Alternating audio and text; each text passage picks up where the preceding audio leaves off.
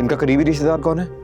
हम सब हैं, मास्टर हमारे बच्चों को पढ़ाते हैं। मैं करीबी रिश्तेदार की बात कर रहा हूँ, कोई मर्द। मास्टर साहब कुछ अर्से पहले ही आया था अपनी बेटी के साथ और कहता था मेरा कोई और रिश्तेदार नहीं है, बस मेरी ये एक ही बेटी है। जी मैं ये बात जानता हूँ, मैं पूछ रहा हूँ कोई मर्द रिश्तेदार है करीबी?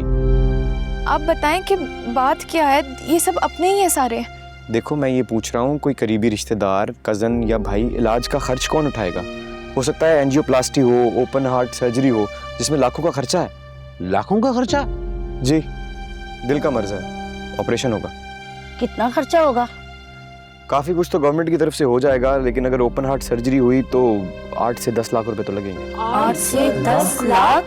ये बेचारी लाएगी कहाँ से और ये खर्चा उठाएगा कौन? हम सब गरीब हैं और ये हम सब इकट्ठे भी करेंगे, मिलाकर के भी तो मुश्किल से 1 लाख कर पाएंगे हम लोग।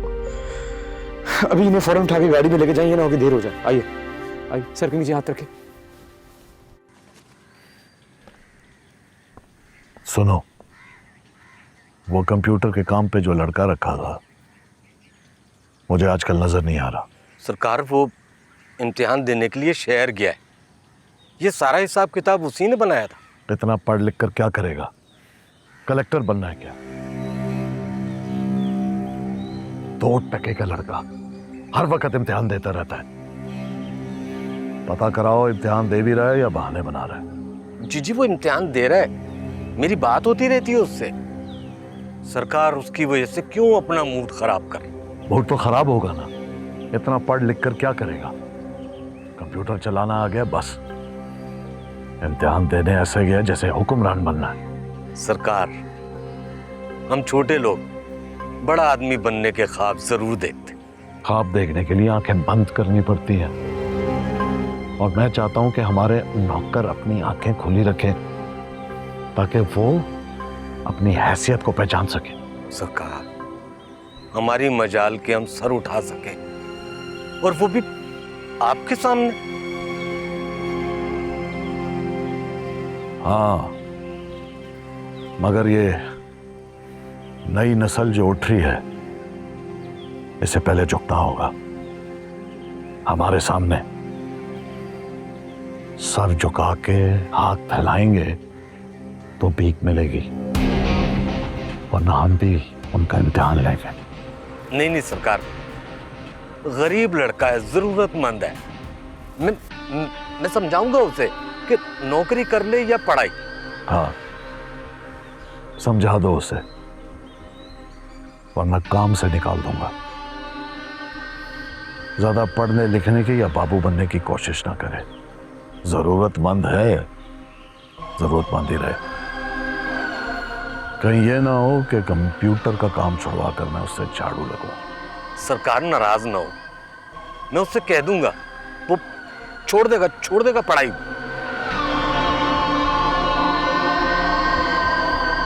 दिमाग खराब होने से पहले उसका दुरुस्त करना जरूरी होता है। बेशक सरकार। जाओ।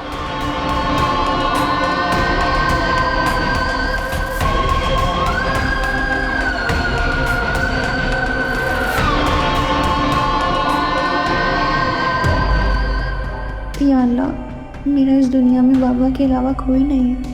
अगर तुझे इस वक्त कोई जान चाहिए तो मैं हाजिर हूँ।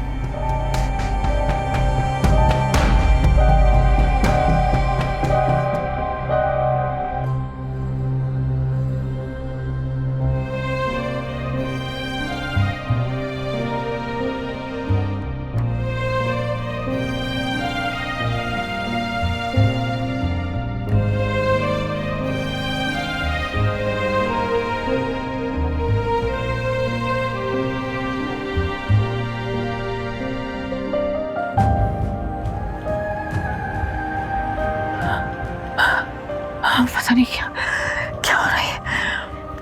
मेरा दिल क्यों कर रहा, ऐसा लग रहा है जैसे कोई बहुत बड़ी मुसीबत मेरे करीब आ रही हो, जैसे कि मेरे को कोई अपना बहुत मुश्किल है। मेरा अपना कोई जिंदा है, बर्दाश्त नहीं हो रहा मुझसे, मुझे निकलना है यहाँ से। खुर्शीद बीबी, लगता है आज अपनी जिद खुद तोड़ने वाली थी। कमरे से बाहर निकलने की हिम्मत कर रही थी। वो मुझे लग रहा है जैसे मेरा कोई बहुत अपना, बहुत करीबी, बहुत मुश्किल में मुझे पुकार रहा है, मुझसे मदद मांग रहा है। आपके अपने क्या पता जिंदा हैं भी या नहीं। आप क्यों इतनी बेचैन हो रही हैं? वो मेरा दिल कह रहा है कि वो कहीं ना कहीं जिंदा है और वो मुश्किल में है और वो मुझे पुकार रहे हैं और मैं उनके लिए वहां नहीं हूँ। मुझसे बर्दाश्त नहीं हो रहा। मेरा दिल कर रहा है कि मैं अपनी रूह को भी आजाद कर दूं। खुर्शीद बीबी, कभी कभी तो मेरा दिल भी करता है कि आप ये तमाम रस्म रिवाज तोड़ दें, अपनी तमाम रंजिशों को मिटा दें, अपने लिए खुद जी उठे। क्या होता बुआ अगर जानदार भाई मेरी खुशी के लिए इस हवेली के रस्म रिवाज तोड़ देते? मुझे मेरे अपनों के साथ जीने देते? क्या होता वो?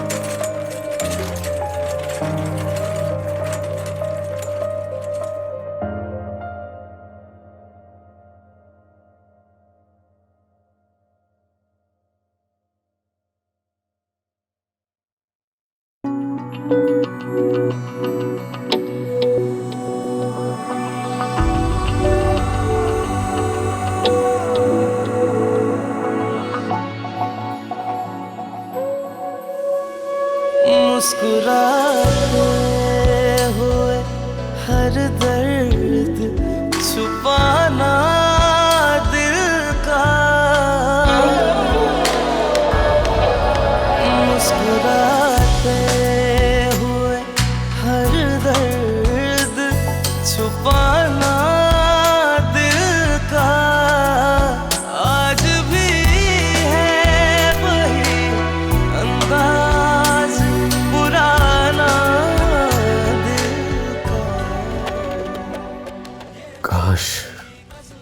काश तुम इस वक्त इस्माइल की जगह बैठ के मुझे प्यार से देख रही होती। अगर ऐसा होता तो मेरी तो शायद नस नस नाच उठती।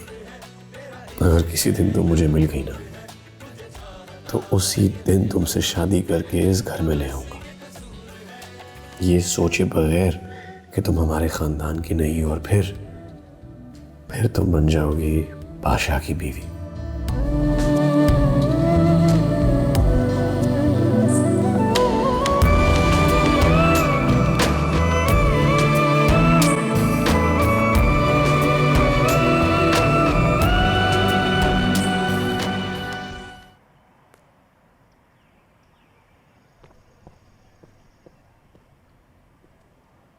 बेटा कोई आपका अजीज रिश्तेदार कोई भी है, और अगर है तो उसको बुला लो। मास्टर साहब की तबीयत ठीक नहीं लगती मुझे। हमारा कोई रिश्तेदार नहीं है। भला आपका गांव कौन सा है? हमारा कोई गांव भी नहीं है। बाबा का ट्रांसफर होता रहता है, कभी इस गांव से कभी उस गांव पर। हम हर गांव में साल 2 साल ठहर जाते हैं। बेटा ऐसे कैसे हो सकता है? कोई ना कोई तो होगा ना आपका दुनिया में। मुझे नहीं पता।